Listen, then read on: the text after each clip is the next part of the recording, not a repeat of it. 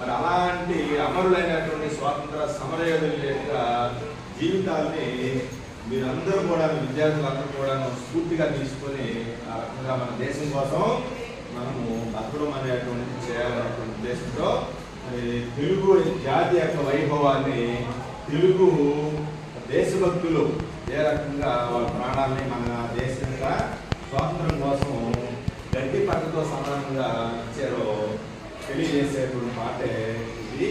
దీని పేరు నిత్య స్ఫూర్తి అల్లూరి.